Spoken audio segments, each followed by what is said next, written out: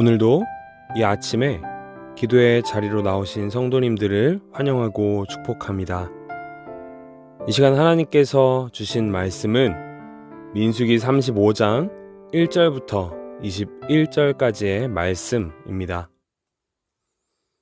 여호와께서 여리고 맞은편 요단 강가 모압 평지에서 모세에게 말씀하여 이르시되 이스라엘 자손에게 명령하여 그들이 받은 기업에서 레위인에게 거주할 성읍들을 주게 하고 너희는 또 그 성읍들을 두르고 있는 초장을 레위인에게 주어서 성읍은 그들의 거처가 되게 하고 초장은 그들의 재산인 가축과 짐승들을 둘 곳이 되게 할 것이라. 너희가 레위인에게 줄 성읍들의 들은 성벽에서부터 밖으로 사방 1000규빗이라. 성을 중앙에 두고 성 밖 동쪽으로 2000규빗, 남쪽으로 2000규빗, 서쪽으로 2000규빗, 북쪽으로 2000규빗을 측량할지니 이는 그들의 성읍들이며 너희가 레위인에게 줄 성읍은 살인자들이 피하게 할 도피성으로 6성읍이요 그 외에 40성읍이라. 너희가 레위인에게 모두 48성읍을 주고 그 초장도 함께 주되 너희가 이스라엘 자손의 소유에서 레위인에게 너희가 성읍을 줄 때에 많이 받은 자에게서는 많이 떼어서 주고 적게 받은 자에게서는 적게 떼어줄 것이라. 각기 받은 기업을 따라서 그 성읍들을 레위인에게 줄지니라. 여호와께서 또 모세에게 말씀하여 이르시되 이스라엘 자손에게 말하여 그들에게 이르라. 너희가 요단강을 건너 가나안 땅에 들어가거든 너희를 위하여 성읍을 도피성으로 정하여 부지 중에 살인한 자가 그리로 피하게 하라. 이는 너희가 복수할 자에게서 도피하는 성을 삼아 살인자가 회중 앞에 서서 판결을 받기까지 죽지 않게 하기 위함이라. 너희가 줄 성읍 중에 6을 도피성이 되게 하되 세 성읍은 요단 이쪽에 두고 세 성읍은 가나안 땅에 두어 도피성이 되게 하라. 이 6성읍은 이스라엘 자손과 타국인과 이스라엘 중에 거류하는 자의 도피성이 되리니 부지 중에 살인한 모든 자가 그리로 도피할 수 있으리라. 만일 철 연장으로 사람을 쳐 죽이면 그는 살인자니 그 살인자를 반드시 죽일 것이요 만일 사람을 죽일 만한 돌을 손에 들고 사람을 쳐 죽이면 이는 살인한 자니 그 살인자는 반드시 죽일 것이요 만일 사람을 죽일 만한 나무 연장을 손에 들고 사람을 쳐 죽이면 그는 살인한 자니 그 살인자는 반드시 죽일 것이니라. 피를 보복하는 자는 그 살인한 자를 자신이 죽일 것이니 그를 만나면 죽일 것이요 만일 미워하는 까닭에 밀쳐 죽이거나 기회를 엿보아 무엇을 던져 죽이거나 아기를 가지고 손으로 쳐 죽이면 그 친자는 반드시 죽일 것이니 이는 살인하였음이라. 피를 보복하는 자는 살인자를 만나면 죽일 것이니라. 아멘. 오늘 우리가 함께 읽은 말씀에는 레위인들에게 주어진 성읍에 대한 이야기들과 그 안에 있는 도피성과 관련된 이야기들이 담겨져 있습니다. 9절에서 15절에 등장하는 도피성에 대한 이야기는 특별히 하나님의 공의와 사랑을 한 번에 경험할 수 있는 이야기입니다. 하나님께서는 이스라엘 백성들이 가나안 땅에 들어가기도 전에 이스라엘 백성들이 해야 하는 것들에 대해서 말씀해 주시는데 그 중에 하나가 바로 이 도피성을 세우라는 것입니다. 오늘 본문 10절과 11절을 보겠습니다. 이스라엘 자손에게 말하여 그들에게 이르라.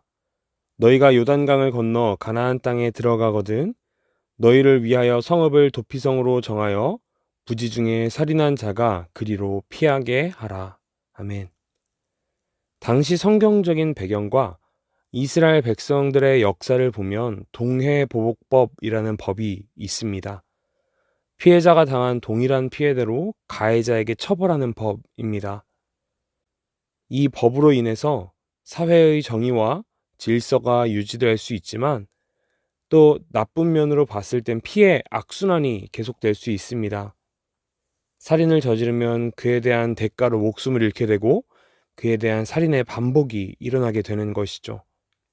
그래서 하나님께서는 백성들이 부정하게 머무르지 않도록 도피성을 만들라고 명령하신 것입니다. 왜냐하면 도피성은 부지 중에 살인을 저지른 자들이 그 살인의 죄가 실수인지 일부러인지 판단받을 수 있을 때까지 동해보복법의 심판이 예외되는 공간이었기 때문입니다. 그리고 무엇보다 이 명령은 하나님께서 이스라엘 백성들과 함께 하기 위한 명령이었습니다. 민수기 35장 34절에 보면 이런 말씀이 나옵니다. 너희는 너희가 거주하는 땅, 곧 내가 거주하는 땅을 더럽히지 말라. 나 여호와는 이스라엘 자손 중에 있음이니라. 아멘. 이스라엘 백성들이 머무는 그 땅은 하나님께서 머무는 땅입니다. 그런데 그 땅에 피가 가득하고 죄가 가득하고 부정이 가득하고 더러워지면 하나님께서 이스라엘 백성들과 함께 하실 수 없습니다. 그래서 이스라엘 백성들이 하나님과 함께 하기 위해서는 이 도피성으로 도망쳐야 하는 것입니다. 도피성으로 피해서 피해 보복, 죽음의 보복이 반복되지 않아야 하나님께서 머무는 그 땅에 피가, 부정과 죄가 멈추게 되는 것입니다. 그래서 도피성이 하나님의 은혜인 것입니다. 사형의 심판에서부터 멀어질 수 있고 또 하나님과 함께 할 수 있기 때문이죠. 그렇다고 모든 살인을 저지른 자들이 도피성에서 사함을 받을 수 있는 것도 아니고 실수로 살인을 저지른 사람이 그 죄의 심판을 받지 않는 것도 아닙니다. 고의로 살인을 저지른 자는 그 죄에 대한 대가로 죽임을 당합니다. 물론 도피성 밖에서 그 심판에 대한 진행이 이루어지게 되겠죠. 이것이 공의의 하나님께서 명령하신 것입니다.